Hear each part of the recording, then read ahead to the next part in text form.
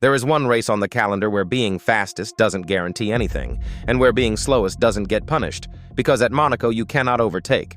The whole weekend collapses into a single qualifying lap, and whoever starts first almost always finishes first.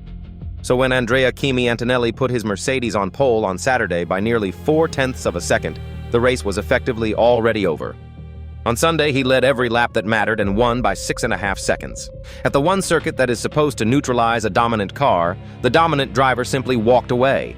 That win was his 5th in a row, and it changes the championship from a story about form into a story about a result that is already written.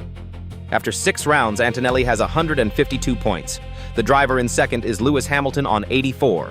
And the man this team was built around, George Russell, is now third behind a Ferrari, 72 points adrift of his own teammate in identical machinery. To see how a partnership tilted this far, you go back to qualifying, because that is where it started. In Australia, Antonelli was nearly 0.3 slower than Russell over a single lap. Then it inverted. 0.2 quicker in China, 0.3 in Japan, 0.4 in Miami, and at Monaco, he beat his teammate by very nearly 0.4 again. On a normal circuit, that gap is worth a few grid slots. At Monaco, where the pole sitter wins more often than not, that gap is worth the race itself. And the wins have not been narrow. 5 victories in a row, a podium in every single round this season, and several of them were not close at all. He won in Japan by almost 14 seconds, and in Canada by nearly 11.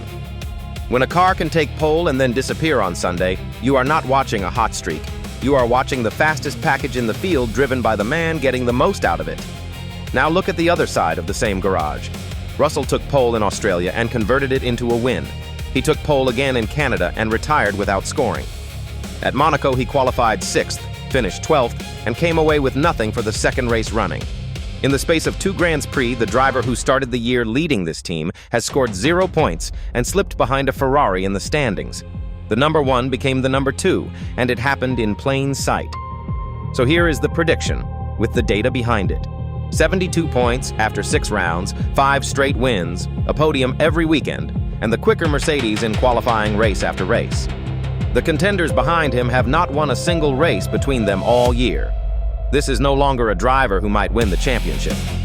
The team that built its season around George Russell has quietly changed its number 1, and Monaco was the day it became impossible to argue with. Antonelli wins the 2026 World Championship.